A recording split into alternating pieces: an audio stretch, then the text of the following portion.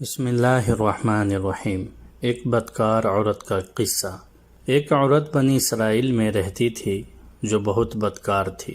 خدا نے اس کو حسن و جمال سے بھی خوب نواز رکھا تھا اور وہ بدکار بھی انتہا درجے کی تھی۔ پوری بستی کے ساتھ اس کے تعلقات تھے۔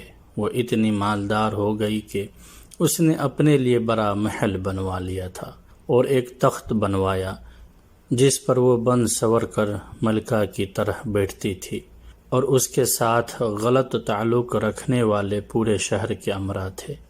اس کی زندگی ایسے ہی گزر رہی تھی۔ ایک مرتبہ کیا ہوا کہ وہ اپنے گھر کا دروازہ کھول کر تخت پر بیٹھی تھی کہ قریب کسی اور بستی کا نوجوان تھا جو بہت نیک تھا، عبادت گزار تھا۔ وہ ادھر سے گزرا اور گزرتے ہوئے اچانک اس کی نظر اٹھی تو اس عورت پر جا پڑی، اور اس عورت کی ایسی تصویر اس کے دل میں چھپ گئی۔ وہ آگے تو چلا گیا مگر اس کا دھیان ادھر ہی بھٹک گیا۔ پھر وہ ذکر میں، تسبیح میں، تلاوت میں جب بھی بیٹھتا تو اس کا دل ہی نہیں لگتا تھا۔ اس نے روزے بھی رکھے لیکن دل سے خیال نہ نکلا۔ اس نے اپنے آپ کو تکلیف بھی پہنچائی، کئی دن اپنے آپ کو بھوکا پیاسا رکھا، مگر اس کے دل سے اس عورت کا خیال نہ نکلا۔ حتیٰ کہ ایک دن اس نے سوچا کہ جب اس خیال سے میری جان چھٹتی ہی نہیں تو میں اس کے پاس چلا جاتا ہوں۔ چنانچہ اس کے پاس جو تھوڑا بہت سامان تھا اس نے بیچا اور اس نے اتنے پیسے تیار کیے جتنے سے وہ بدکار عورت اپنے پاس آنے کی اجازت دیتی تھی۔ وہ اس عورت کے پاس سے چلا گیا اور اس کو پیسے دے کر اس کے پاس چارپائی پر بیٹھ گیا اور اس کے ساتھ بات چیت کرنے لگا۔ اچانک بات چیت کے دوران اس کے دل میں یہ خیال آیا کہ میں نے نیکوکاری کے اتنے سال گزارے ہیں، آج اسے بھی دیکھ رہا ہو، میرا اللہ مجھے اس غیر عورت کے ساتھ بیٹھے ہوئے دیکھے گا۔ بس یہی خیال اس کے دل میں آیا تو اللہ کا ڈر اس پر غالب آ گیا اور نوجوان نے کانپنا شروع کر دیا۔ عورت اس سے پوچھنے لگی کہ تم کانپ کیوں رہے ہو؟ تمہارا چہرہ پیلا کیوں ہو گیا ہے؟ اس نے کہا کہ بس میری طبیعت ٹھیک نہیں۔ عورت نے کہا کہ پھر تم جس مقصد کے لیے آئے ہو وہ مقصد پورا کرو اور چلے جاؤ۔ نوجوان نے کہا نہیں۔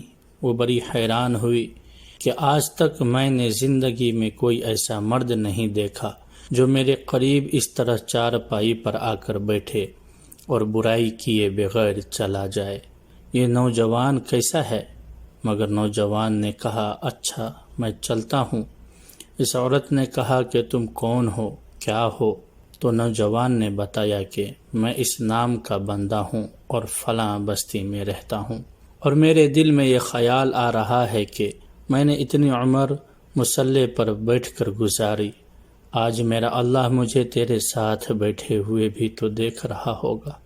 بس اس کے بعد اس نوجوان کی آنکھوں میں آنسو آ گئے اور وہ چل پڑا۔ چنانچہ عورت کے دل میں خیال آیا کہ یہ کنوارا نوجوان اللہ سے اتنا ڈرتا ہے جبکہ اس نے گناہ بھی نہیں کیا، اور میں تو سارا دن اور ساری رات گناہوں میں ڈوبی رہتی ہوں، میں تو خدا سے ڈرتی ہی نہیں۔ اس کے دل میں شرمندگی پیدا ہوئی، ندامت ہونے لگی کہ اب کیا کروں۔ دل میں خیال آیا چلتی ہوں اور حضرت موسیٰ علیہ السلام سے پوچھتی ہوں کہ کیا میرے لیے بھی توبہ کی کوئی صورت بنتی ہے۔ وہ اپنے گھر سے نکل پڑی۔ اب اس کو بستی کا ایک بندہ پہچانتا تھا۔ وہ ایسی نامی گرامی عورت تھی۔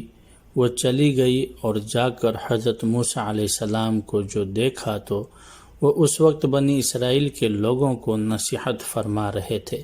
عورت نے کسی آدمی کے ذریعے پیغام بھیجا کہ حضرت موسیٰ علیہ السلام سے جا کر کہو کہ میں آپ سے ملنا چاہتی ہوں۔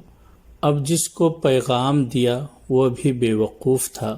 اس خدا کے بندے نے سیدھا جا کر سب کے سامنے کہہ دیا کہ آپ سے فلاں عورت ملنے آئی ہے۔ حضرت موسیٰ علیہ السلام نے نام سنا تھا۔ آپ کو بہت جلال آیا کہ لوگ کیا سوچتے ہوں گے کہ ایسی عورت ان سے ملنے کے لیے آئی ہے، ان کا کیا تعلق ہے؟ اس سے حضرت موسیٰ علیہ السلام نے غصے میں کہہ دیا کہ اس سے کہو چلی جائے، میں اس سے نہیں ملنا چاہتا۔ اس بیوقوف نے آ کر کہا کہ میں نے بات کہی تو حضرت موسیٰ علیہ السلام بڑے ناراض ہوئے، وہ تو بڑے خفا ہوئے تم سے۔ پہلے اللہ ناراض تھا اور اب اللہ کے نبی مجھ سے بات نہیں کرنا چاہتے، میرے لیے تو اب دنیا میں کوئی ٹھکانہ نہیں۔ وہ عورت بڑے اداس اور بوجھل قدموں کے ساتھ وہاں سے واپس آئی اور اسے سمجھ نہیں آ رہی تھی کہ وہ کیا کرے۔ اب وہ حیران تھی کہ اللہ کے نبی نے بھی مجھ سے بات نہیں کی۔ وہ وہاں سے واپس آئی، کیا میں اتنی گری ہوئی ہوں کہ وہ بات کرنا بھی نہیں چاہتے؟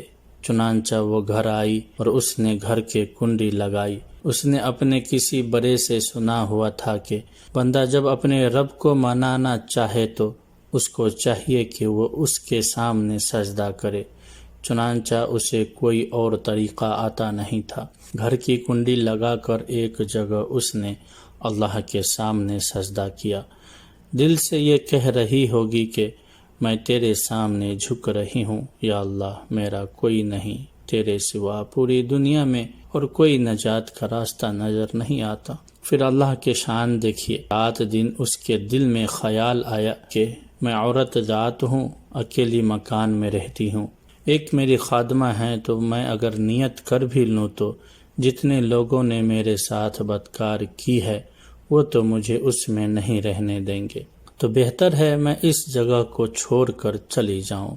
اس نے فیصلہ کر لیا کہ میں یہاں سے چلی جاتی ہوں۔ اس نے اپنے آپ کو ایک سادہ سے کپڑوں میں لپٹا تھا کہ کوئی کپڑوں کو اور حسن و جمال کو نہ دیکھے کہ یہ کون جا رہی ہے۔ پھر اس عورت نے سوچا، عورت ذات ہوں، کہاں جاؤں؟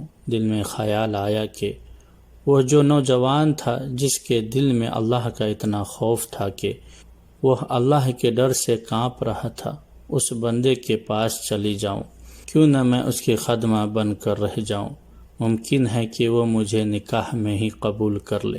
یہ اس بستی کی طرف چل پڑی، چنانچہ ڈھونڈتے ہوئے اس بستی میں اس کے گھر پہنچی اور کہنے لگی، میں فلاں بندے سے ملنے کے لیے آئی ہوں۔ انہوں نے کہا کہ اس کا ذکر و عبادت کا معمول ہے اور وہ کمرے سے اتنے بجے نکلتا ہے، تم انتظار کر لو۔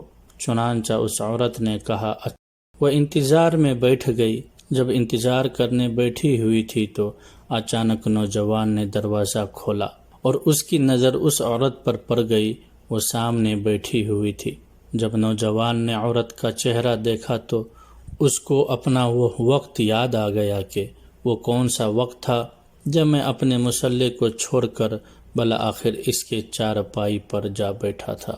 تو اس نوجوان کے دل پر خوف طاری ہو گیا کہ یہ میرا ایمان خراب کرنے تو نہیں آ گئی، میں نے اتنی مشکل سے اس کا تصور ذہن سے نکالا تھا۔ تو نوجوان پر اتنا خوف طاری ہوا کہ وہیں پر گرا اور اس کی جان ہی چلی گئی۔ اب اس کی وفات پر گھر والے بھی رنجیدہ تھے اور اس عورت کو بھی بڑا غم تھا۔